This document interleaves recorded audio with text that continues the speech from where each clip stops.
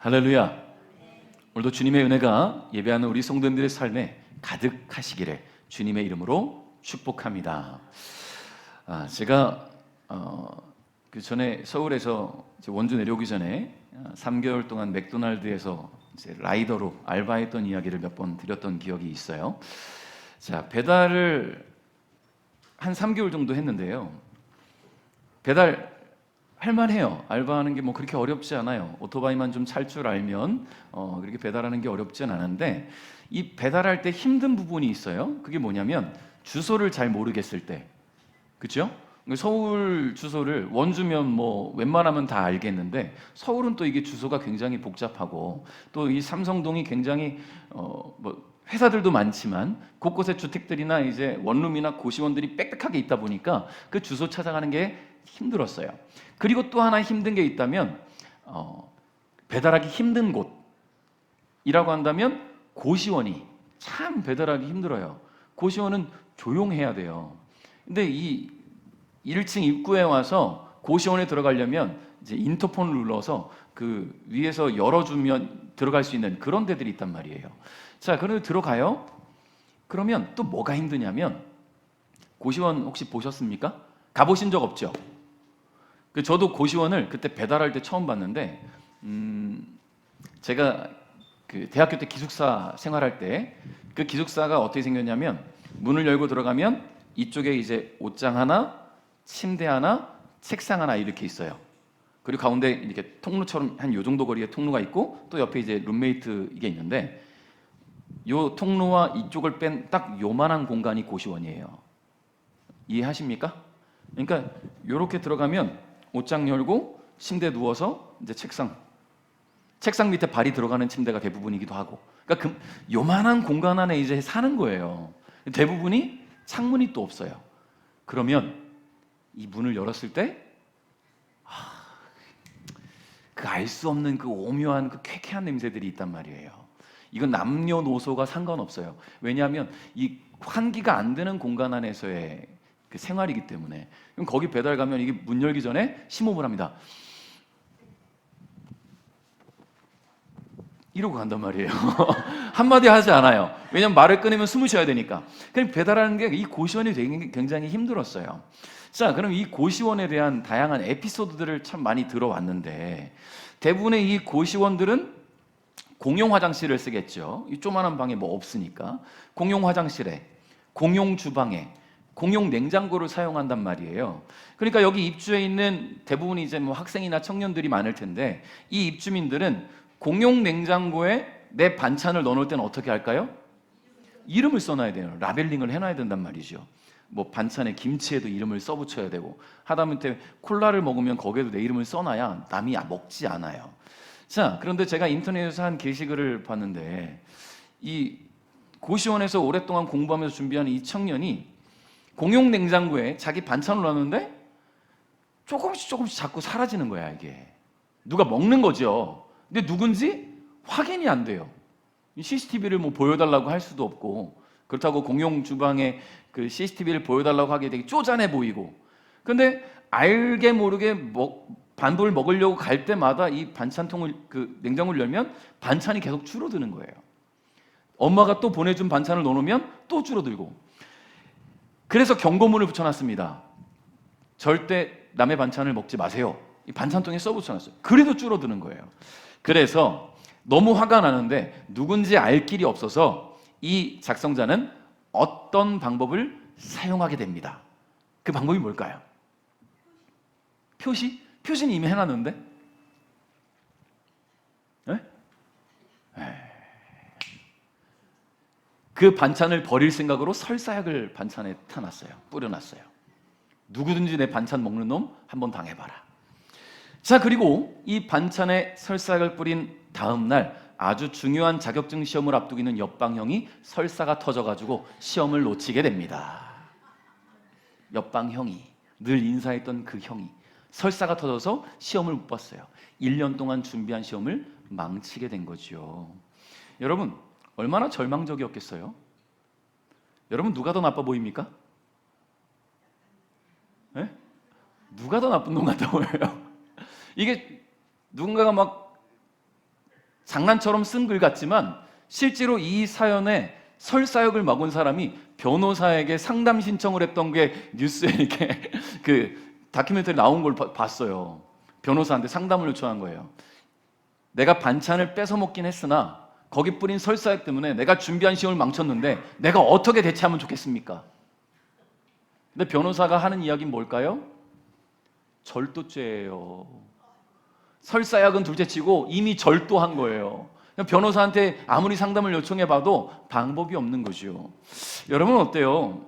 사연이야 너무 안타깝지만 남의 반찬 몰래 훔쳐온 것 뿌린 대로 거둔 거라 말할 수 있지 않겠습니까? 여러분 생각해 보세요. 아무리 맛있는 산의 진미가 눈앞에 차려 있다 할지라도 혹시 이 음식에 누가 설사약을 타지 않았나 의심이 되기 시작하면 먹을 수 있겠습니까? 어때요? 혹시 이 음식에 마약이 섞여 있지 않을까 의심이 된다면 드시겠습니까? 여러분 그거 아세요? 몇 해 전에 중국에서 굉장히 유명한 마약 냉면이라고 해서 유명했던 집이 있어요. 엄청나게 많이 사람들이 가는 거예요. 중국에서. 우리나라는 아니에요. 너무 맛있다고 사람들이 막 줄을 서기 시작합니다. 그래서 중독된다, 마약 냉면이라 했는데 실제로 마약이 들어있었어요. 사람들이 중독돼서 찾아간 거였어요. 우리나라는 아니에요. 대륙에서 있었던 일이라고 해요. 여러분 그러니까 내가 먹을 음식에 누군가가 무슨 약을 타지 않았을까? 독이라도 들어있지 않을까? 의심되면 어떻게 맛있게 먹을 수 있겠어요? 그래서 조선의 왕들은 음식을 먹기 전에 누구를 통해서? 기미상궁을 통해서 음식을 먼저 맛보게 했지요. 오늘 우리 권사님 맛있는 식사 준비했는데 여러분 뭘 타셨을지 알까요? 이게 의심이 되기 시작하면 못 먹어요. 그런데 제가 오늘 봤는데 아무것도 안 탔어요.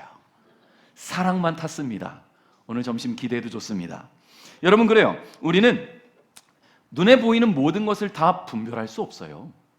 보이기에는 맛있어 보여도 맛이 없을 수 있고 눈에 보이기에는 별로 같은데 너무 맛있는 음식이 될 수 있죠.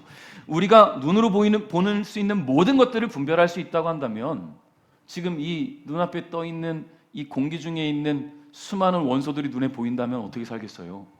만약에 그것들 다 보고 분별할 수 있다면 코로나19 걸릴 사람이 누가 있겠습니까? 다 피해 가겠지요. 지금도 눈에 보이지 않는 수많은 불순물들이 눈앞에 있을 텐데 눈에 보이지만 않지만 이것들이 우리의 삶의 곳곳에서 어떤 악영향을 줄지 몰라요. 미세먼지 눈에 보이시는 분 계십니까?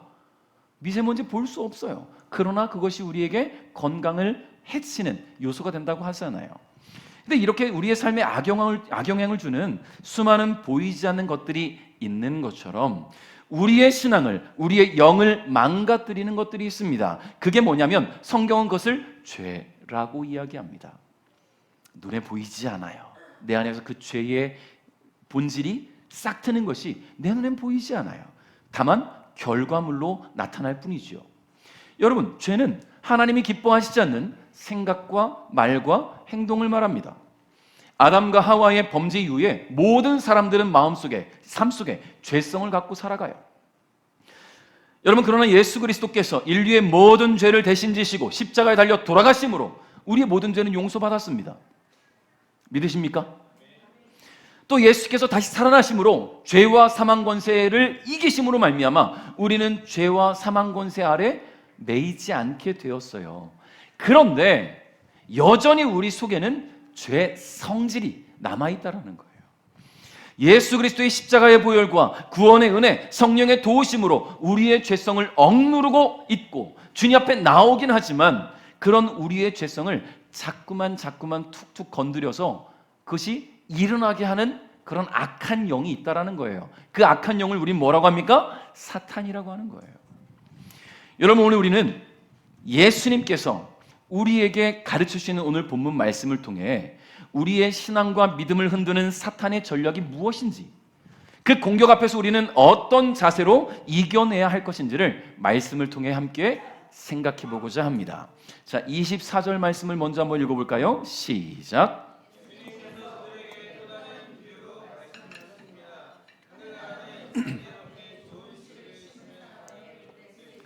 아멘. 자, 오늘 본문에서 예수님은 천국을 가리켜서 자기 밭에 좋은 씨를 심은 사람과 같다고 말씀하세요. 자, 여기서 좋은 씨를 뿌리는 사람이 누굽니까? 누구예요? 농부. 그 농부를 우리는 예수님이라고 말씀하시죠. 여러분, 예수님이 씨를 뿌린 그 밭은 그러면 누구를 의미할까요? 지난주에 우리가 나눴지요. 밭. 누구예요? 누구예요? 나의 마음이라는 밭이라는 거예요. 여러분의 마음밭. 그리고 어떻게 보면 이 세상을 의미하기도 하겠지요. 여러분, 농부는 정성을 다해 씨를 뿌립니다. 그리고 그 밭은 이 뿌려진 씨로 말미암아 알곡으로 가득하고 풍성하게 수확을 거둬들일 일만 남았단 말이에요. 그런데 25절 보니까요, 어이없는 사건이 일어나게 되죠. 25절 읽어볼까요? 시작.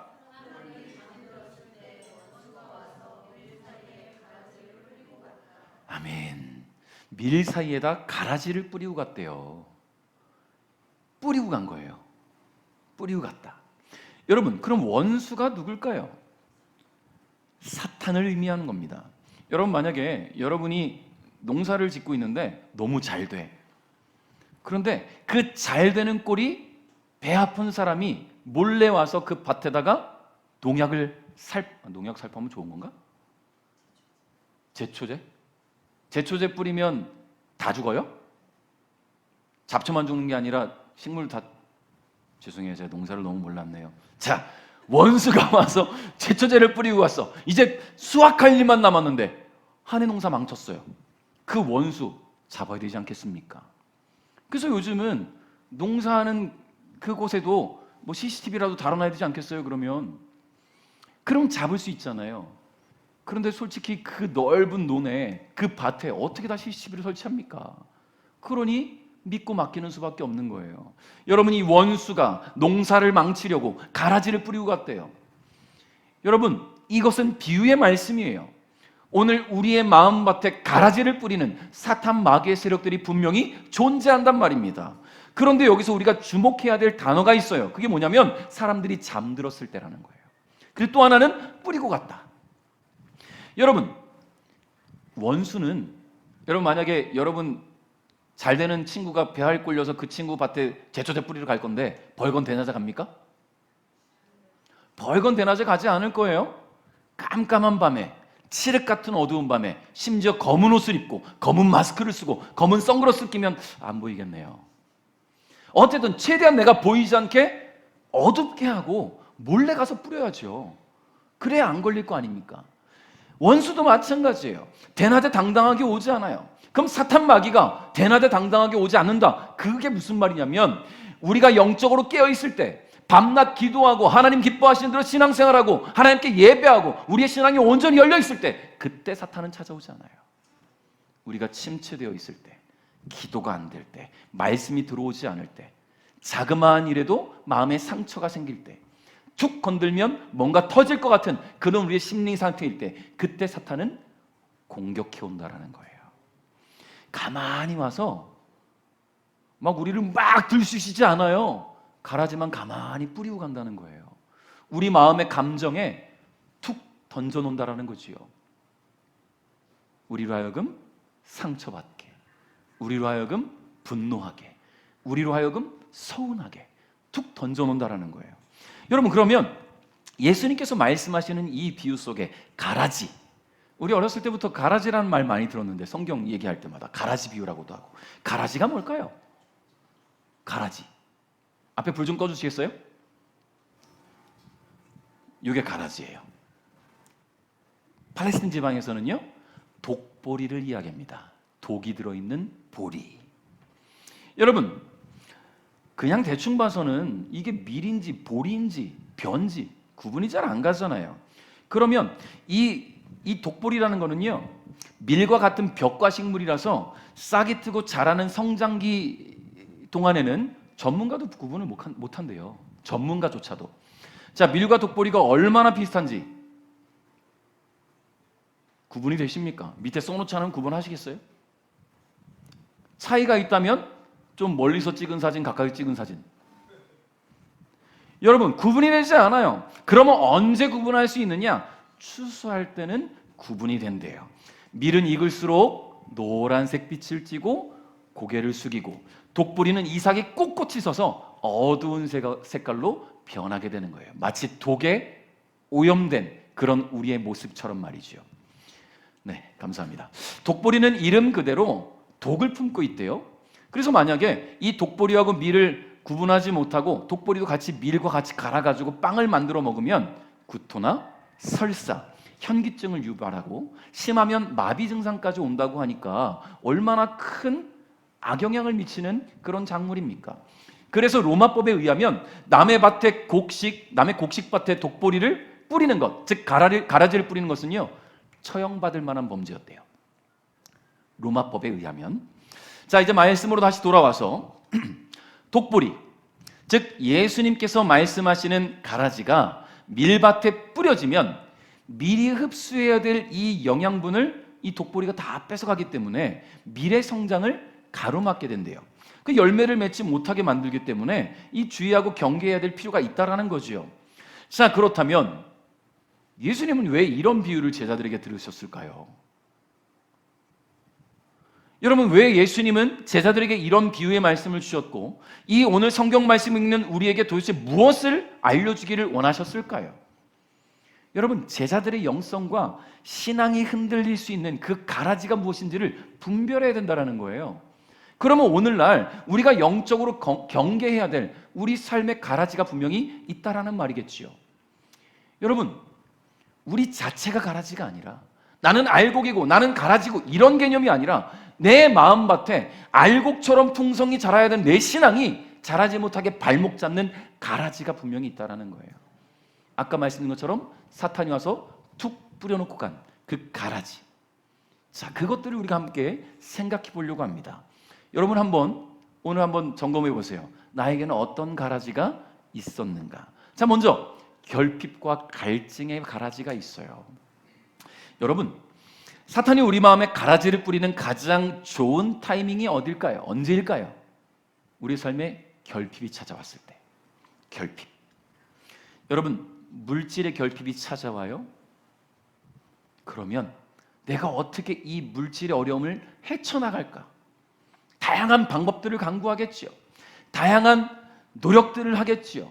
그 안에는 하나님을 향한 간구와 하나님과의 관계, 그런 건 아무것도 없어요. 단지 내가 만난 이 물질의 결핍을 어떻게 해결할까? 해결에 대한 나의 욕망만 가득합니다. 여러분, 건강의 결핍이 찾아오면 어떻게 될까요? 몸에 좋은 것들 찾아가겠죠. 내가 좋다는 것, 나에게 건강을 줄 수 있다는 것 다 찾아다니겠죠. 여러분, 제가 그래요. 요즘은 그 SNS에 건강식품들이 얼마나 많이 나오는지 몰라요. 아십니까? 그 인스타그램 이렇게 보다 보면 광고, 막 유명한 배우가 광고하면서 이거 먹으면 뭐 3일 만에 뭐 눈이 좋아지고. 믿으십니까? 그걸 믿고 산 제가 3일 만에 눈이 좋아지기는커녕 한 달치를 먹어도 여전히 글은 보이진 않고 분명히 그 광고에서는 안재욱 씨가 이거 먹으면 3일 만에 이게 또렷하게 보인댔는데 안재욱 뻥쟁이 속는단 말이에요. 여러분, 어때요? 건강의 결핍이 찾아오면 어떻게 하면 내가 이 결핍을 채울까? 열심히 찾아보잖아요. 여러분, 그런데 우리가 가장 이 결핍을 충족해야 될 나에게 이 결핍을 채워줄 그 대상을 자꾸만 잃어버린다는 거예요. 여러분, 사랑의 관계에서 결핍이 찾아오면 어떻게 될까요? 또 다른 사랑을 찾으려고 하고 나의 이 결핍을 충족시켜줄 다른 애정전선을 찾아가려고 하지요. 여러분, 미래에 대한 확신이 내 안에서 사라졌어요. 결핍이 왔어요.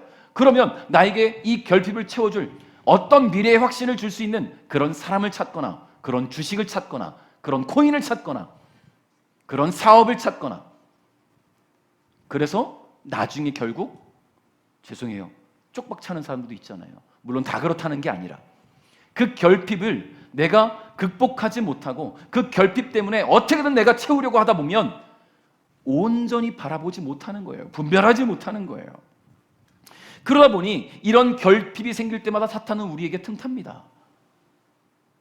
너 그 결핍을 어떻게 채우고 갈래? 하나님이 너를 사랑하신다면 왜 너에게 결핍을 줬을까? 우리 마음에 툭 하고 던지는 거예요. 여러분, 아담과 하와와 하나님께서 만드신 그 에덴 동산에서 살아갑니다. 제가 전에도 말씀드렸지만 아담이 눈 떴을 때 본 세상은 너무나 아름다운 세상이에요. 하나님께서 심혈을 기울여 만들었으니 얼마나 아름답겠습니까? 그 아름다운 세상에서 가장 아름다운 사람을 만났어요. 그게 하와예요. 아담과 하와는 서로 하나님 만드신 그 아름다운 창조물을 보면서 결핍이 없어요. 아름답게 살아가요. 그런데 그 결핍의 문제가 없는 그들에게 사탄이 와서 툭 던지죠. 선악과 따먹으면 안 돼? 다 따먹어도 되는데 굳이 따먹지 말라고 한 그 선악과를 툭 건드리니까 그것이 결핍처럼 느껴지는 거예요. 왜 하나님 먹지 말라고 했을까? 왜 하나님 먹지 말라고 했을까? 사탄이 거짓말까지 해요. 선악과 따먹으면 너가 하나님처럼 될 거야. 여러분, 이게 왜 거짓말입니까? 아담과 하와는 이미 하나님의 형상대로 창조되었어요. 하나님의 형상대로 창조되었는데 이거 따먹는다고 하나님처럼 됩니까? 아니에요. 그러니 그 결핍을 사탄은 늘 툭 건드린다는 말이에요. 여러분, 예수님께서 40일 동안 금식하시고 나서 이제 사역을 본격적으로 시작할 때 사탄이 예수님을 데리고 어디로 갑니까? 광야로 갔어요. 그때 사탄이 가장 먼저 공격한 게 뭡니까? 배고픔이에요. 이 육신의 결핍을 사탄이 건드리지요. 이 돌덩이가 떡덩이가 되게 해서 먹어봐. 여러분은 얼마나 배고프겠습니까? 예수님 충분히 할 수 있는 능력이 있어요. 돌덩이로 떡 만드는 게 문제입니까? 눈앞에 진수성찬을 차릴 수 있는 분 아니겠어요? 예수님은 그런 생각 갑자기 드네요. 굳이 안 먹어도, 왜냐하면 신이시니까, 물론 육신을 갖고 계시지만 안 먹어도 사실 아닌가? 죄송해요. 자, 어쨌든 간에 이 육신의 결핍을 사탄이 공격한단 말이에요. 그런데 예수님은 어떻게 하셨습니까? 말씀으로 이겨내시는 거예요. 여러분, 결핍이 찾아올 때 우리는 이겨내야 됩니다. 무엇으로? 하나님의 말씀으로. 여러분, 이 가라지, 결핍이라는 가라지가 내 안에서 자라기 시작하면 내 영혼의 빈자리를 하나님이 아닌 돈으로, 중독으로, 쾌락으로, 혹은 사람에 대한 집착으로, 세상의 잘못된 대체물로 채우려고 하게 되는 거예요. 여러분, 근데 중요한 것은요, 세상의 것은 채우면 채울수록 더 갈증이 심해진다는 거예요. 만족이라는 걸 못해요, 세상에서는요. 그렇지 않겠습니까? 더 큰 목마름만 낳을 뿐입니다. 자, 두 번째는 비교와 열등감의 가라지를 뿌린다는 거예요. 여러분, 원수는 결핍의 유혹에서 한 걸음 더 나아가서 타인에게 주어져 있는, 내가 바라보는 내 사랑하는 사람들일 수도 있고 내 아는 지인일 수도 있고 가까운 사람들에게 풍요를 줍니다. 그들의 풍요가 내 눈에 보이게 해요. 그리고 생각하게 하죠. 나의 부족함을, 그에게 있는 풍요를. 왜 이것들을 생각나게 할까요? 그래서 이런 말이 있죠. 사촌이 땅을 사면 왜 배가 아플까요? 축하해주고 박수 쳐주고 콩고물이라도 얻어먹어야지. 사촌하고 관계를 잘 맺으면 좀 뭔가 주지 않겠습니까? 안 줄라나? 어쨌든 간에 배 아파할 건 아닌데 우리 마음에 그런 비교의식을 갖게 하는 게 누굽니까? 그게 사탄의 역할이라는 거예요. 여러분, 저 사람은 성공하는데 왜 나는 성공이 안 될까? 저 사람은 잘 되는데 왜 나는 안 될까? 저 사람은 로또 사도 되는데 왜 나는 로또 사지도 않고서 이런 고민하죠. 한 번도 안 사봤는데 한번 사볼까 진짜? 여러분, 그러니까 내게 없는 게 눈에 보이게 하는 게 사탄의 역할 아니겠습니까? 중요한 건요, 하나님이 내게 주신 것들이 너무 많아요. 그런데 이 비교와 열등감의 가라지가 떨어지면, 내 마음에 떨어지면 내게 주어진 것에 대한 은혜가 사라지고 내게 없는 것만 보여요. 내게 없는 거. 내 자녀는 왜 잘 안 되지? 내 건강은 왜 이렇지? 내 삶에 왜 물질은 없지? 왜 남의 남편은 다정한데 내 남편은 다정하지 않지? 제가 얼마 전에 그런 이야기를 들었어요. 한 권사님이, 따님이 엄마한테 그러더래요. 엄마, 우리 아빠는 너무 스윗하고 너무 다정하고 엄마를 너무 사랑하고 자녀들을 이렇게 아껴주는데 왜 돈을 못 벌어올까? 여러분 어때요? 너무 스윗해. 너무 가정적이야. 아내를 너무 사랑하고 자녀들을 너무 아껴주고 모든 사랑을 쏟는데 돈을 못 벌어와. 바가지 긁겠습니까? 그 없는 부분을 보면서 바가지 긁겠어요? 아니면 반대로 무뚝뚝해. 살림 전혀 도와주지 않아. 자녀들한테 함부로 해. 아내한테도 말도 그냥 툭툭 퉁명스럽게 던져. 돈을 많이 벌어와. 어느 쪽을 택하시겠습니까? 자, 어느 쪽을 택하시겠어요? 전자? 쪽방차도? 야, 내가 벌면 되지. 김빈 목사님 희망이 있습니다. 여러분 이런 거예요. 없는 거를 자꾸만 생각나게 하는 게 사탄의 역할 아니겠어요? 내게 주어진 것을 생각하지 못하게 하는 것, 그런 열등감을 갖게 하는 것. 그러다 보면 우리 마음에 어떤 생각이 드냐면 하나님은 불공평해. 여러분, 나 가진 재물 없으라 라는 찬양을 쓴 송명희 시인이 나 가진 재물 없으나 나 남에게 있는 건강이 있지 않으나, 근데 이 찬양의 후렴이 뭡니까? 공평하신 하나님이 나 남에게 있는 건 나에게 없지만 공평하신 하나님이 남에게 없는 건 나에게 주셨다. 여러분, 송명희 시인은 뇌성마비에 몸이 불편해서 혼자 거동할 수 없는 분이에요. 그런데 하나님이 주신 것을 보니까 열등감에서 해방되는 거예요. 하나님이 주신 것에 집중하니까 비교하지 않아요. 여러분, 오늘 하나님께서 여러분에게 주신 건 뭡니까? 하나님께서 여러분에게 채우신 게 뭡니까? 하나님께서 여러분에게 주신 그 은혜가 뭡니까? 그것에 집중하십시오. 비교와 열등감의 가라지가 내 안에서 싹 트지 못하도록 하나님께 주신 그 은혜의 알곡을 생각할 수 있기를 바랍니다. 자, 세 번째, 타협과 안일함의 가라지가 있어요. 여러분, 오늘 본문 25절에 보니까 원수가 가라지를 언제 뿌렸대요? 사람들이 잠들었을 때. 사람들이 잔다. 여러분, 좋은 씨를 뿌리신 예수님이 농부인데 예수님이 졸거나 주무셨다? 그런 의미가 아니에요. 성경에 보니까 하나님은 졸지도 않으시고 주무시지도 않으신다고 말씀하셨어요. 불꽃 같은 눈동자로 우리를 지켜보신다, 감찰하신다. 그러면 누가 잠든다는 거예요? 밭을 관리하는 사람들이. 내 마음밭에 주님이 좋은 씨앗을 주셨는데 이 마음밭을 관리해야 될 내 영이 깨어있지 못하는 거지요. 오늘 주의 말씀 앞에 선 우리를 의미한다는 겁니다. 여러분, 농부가 하루 일을 마치고 밤에 잠을 자는 것 죄가 아니에요. 당연한 거죠. 자연스러운 거예요. 인간의 한계죠. 24시간 깨어 있을 수 없습니다. 여러분, 그런데요, 사탄이 노리는 틈이 바로 이거예요.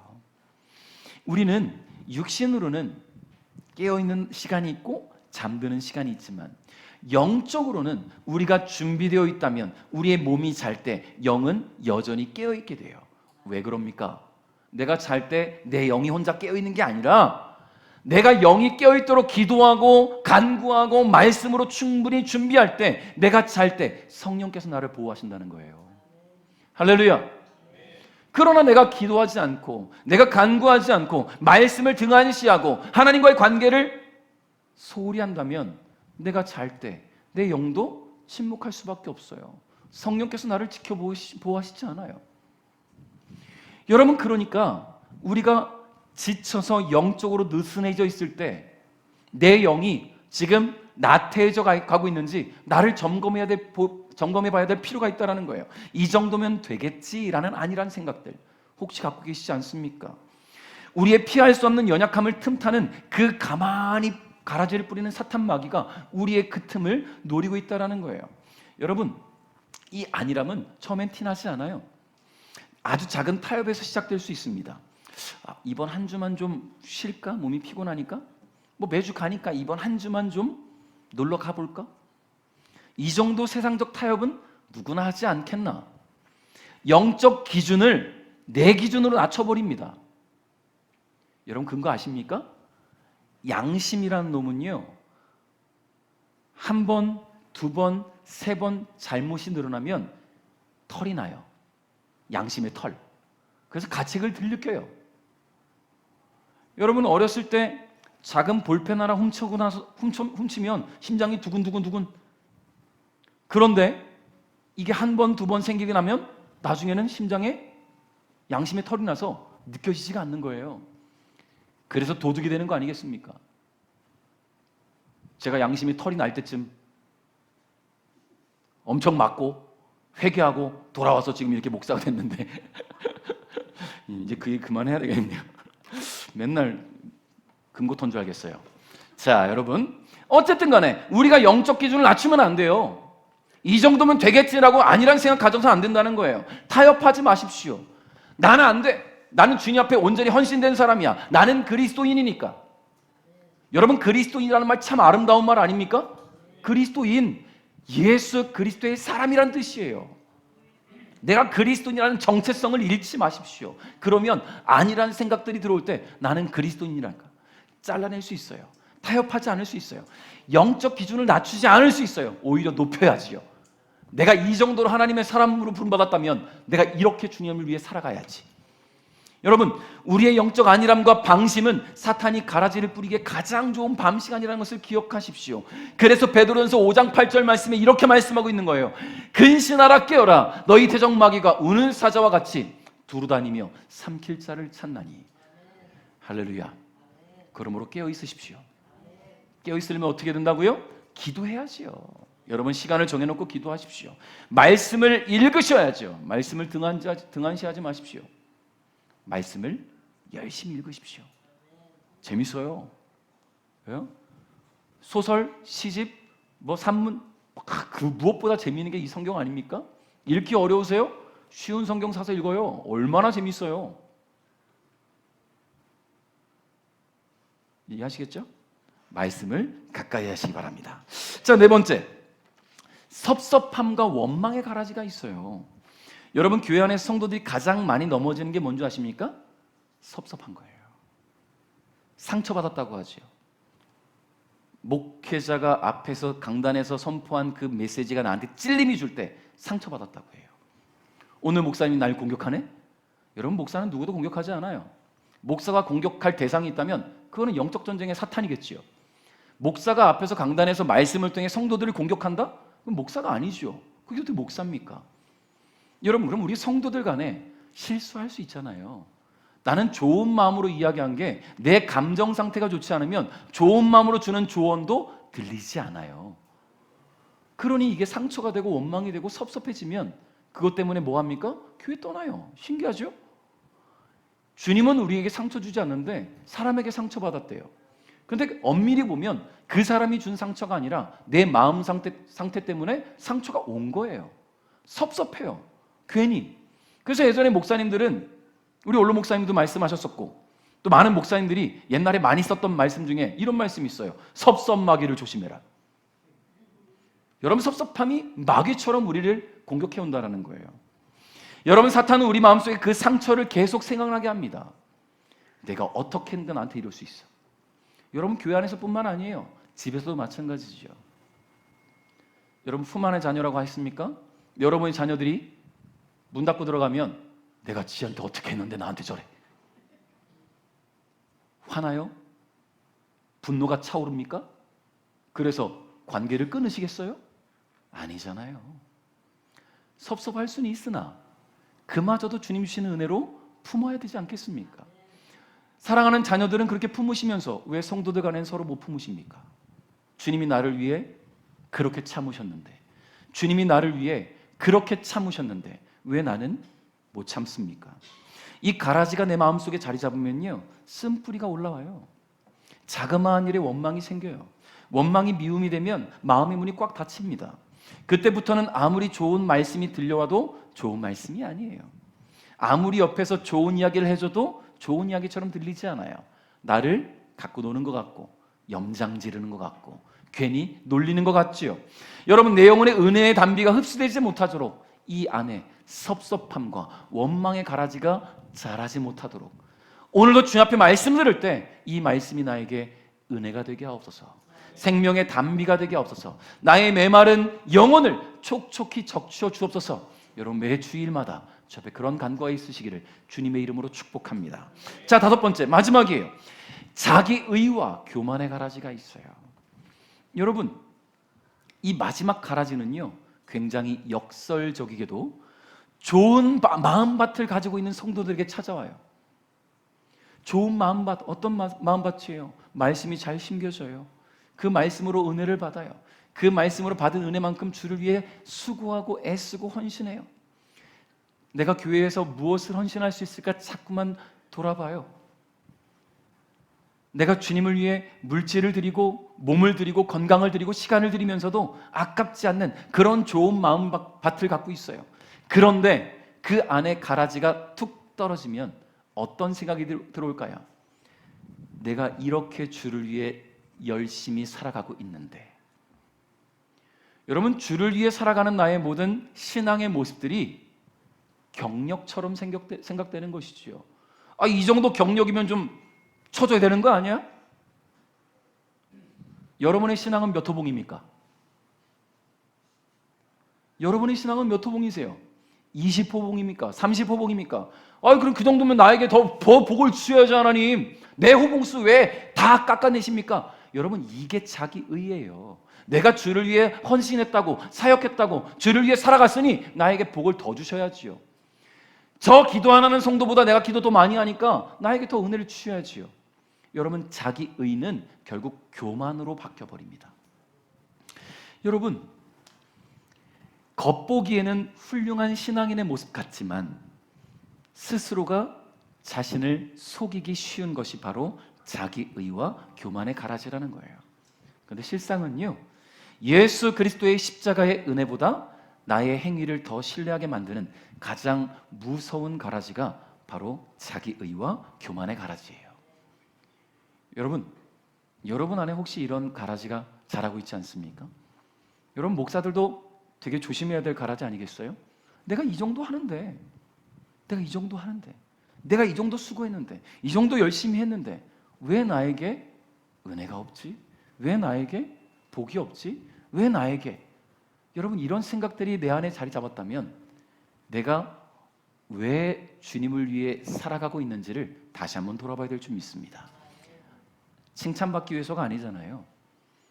남이 알아주기를 바라서가 아니잖아요. 우리가 주님을 위해 살아가는 모습은요, 감사해서예요. 나를 구원하셨으니, 그 은혜가 감사해서, 주님이 나를 구원하셨으니 그 은혜 안에 머물기 위해서, 그게 우리가 주를 위해 살아가는 목적 아니겠습니까? 오늘 27절부터 28절에 종들이 주인에게 묻습니다. 같이 한번 읽어볼까요? 시작.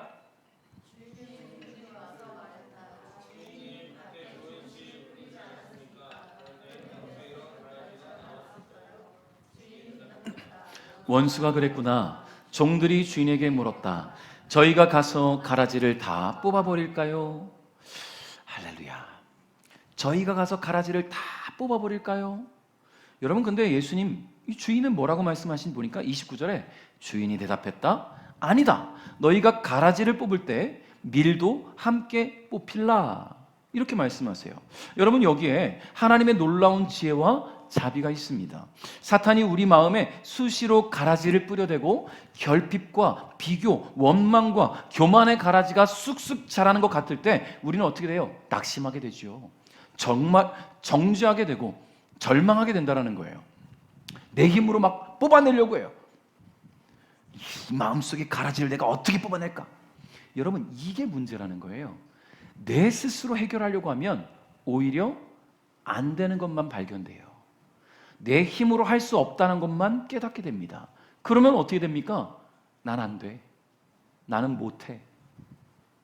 나는 못하니 내가 어떻게 주님 앞에 서겠어? 자괴감에 빠지게 되겠지요. 그러니까 내 안에 있는 그 알곡, 주님 주시는 말씀이 자라고 있는 그 신앙의 아름다운 알곡마저도 다쳐버릴 수가 있어요. 그래서 주님이 이렇게 말씀하시는 거예요. 30절에 추수할 때까지 함께 자라게 놔두어라. 여러분, 이 말씀이 가라지를 방치하라는 게 아닙니다. 내 안에 가라지가 틈탄 것을 보며 낙심하고 정죄감에 빠져 세월을 허송세월하지 말고 내 안에 알곡이 더 자랄 수 있도록, 가라지를 누를 수 있도록, 알곡이 더 풍성하게 자라서 가라지가 눈에 띄지 않도록 은혜에 집중하라는 거예요. 말씀에 집중하라는 거예요. 하나님과의 관계에 집중하라는 거예요. 내 안에 있는 가라지 내가 뽑아내려고 하지 말고 그것이 눈에 보이지 않을 수 있을 만큼 내게 주신 은혜에 집중하시기를 주님의 이름으로 축복합니다. 이것이 강력한 처방이에요. 여러분, 신앙생활 오래 해오면 잘 안 돼요. 잘 안 된단 말이에요. 그러면 우리는 다시 생각해야 돼요. 언제를 생각해야 되냐면 내가 주님을 처음 만났을 때, 그때 주신 은혜, 나를 위해 십자가에 달려 돌아가신 그 예수 그리스도의 그 보혈을 다시 한번 기억하세요. 초기화하세요. 초기화. 할렐루야. 여러분 오늘 마이크 소리 괜찮지요? 지난주에 엉망이었는데, 그렇죠? 그래가지고 왜 그런 거 보니까 제가 소리 잡겠다고 막 이것저것 만들어서 이상했단 말이에요. 그래서 어떻게 했냐면 이거 소리 잡아줬던 우리 후배 전도사 김지민 교수가 소리 잡아줬던 게 있어요. 저장돼 놨거든요. 다시 불러왔더니 이렇게 깔끔한 걸 괜히 내가 좀 더 잡아주겠다고 만지고 했더니 이상해진 거예요. 그러니 초기화해야 돼요. 전문가가 만진 걸 왜 만져? 여러분 주님이 주신 말씀 내가 어떻게든 뭘 해보려고 하지 마십시오. 주님께서 내 안에 자라게 하시는 그 은혜를 그대로 내어 맡기십시오. 우리가 할 것은 주님께 기도하고 주의 말씀 앞에 나오고 기도의 자리에 여러분의 몸이 있을 수 있도록 여러분 열심히 헌신하십시오. 할렐루야. 말씀을 맺겠습니다. 사랑하는 성도 여러분, 밭에 알곡의 뿌리가 깊어지고 줄기가 굵어지면 가라지는 힘을 쓰지 못해요. 내 안에 결핍이 찾아올 때, 섭섭한 마음이 들고 상처가 생각날 때 우리를 위해 십자가 위에서 승리를 선포하신 예수님을 묵상하시기 바랍니다. 우리의 마음밭이 날마다 말씀으로 생수를 공급받고 기도로 따스한 햇살을 받으며 은혜 안에 자라게 될 때에 우리 마음속에 알곡은요 30배, 60배, 100배의 열매를 맺게 될 줄 믿습니다. 할렐루야. 그 열매는 간구하는 자에게 주어지는 거예요. 간구하는 자에게. 그냥 와서 허송세월하다가 오늘도 와서는 그냥 예배 한번 드리고 가야지 이게 아니라 마음에 간절한 사모함이 있어야 되지 않겠습니까? 오늘 주시는 말씀이 내 안에 어떻게 심겨질 수 있을지 기대해야 되지 않겠습니까? 오늘 말씀을 한 귀로도 끌리지 마시고 내 마음에 새기십시오. 심으십시오. 그리고 자랄 수 있도록 주 옆에 간구하십시오. 내가 영적으로 침체되지 않도록 내가 자는 그 간밤에도 성령께서 나를 보호하실 수 있도록 사탄이 가라지를 뿌리지 못하도록 여러분 깨어 기도할 수 있기를 주님의 이름으로 축복합니다. 이번 한 주간 영적으로 잠들어서 은밀한 중에 찾아오는 원수 마귀의 공격에 흔들리지 않도록 말씀과 기도를 통해 영적으로 깨어 있으시길 바라요.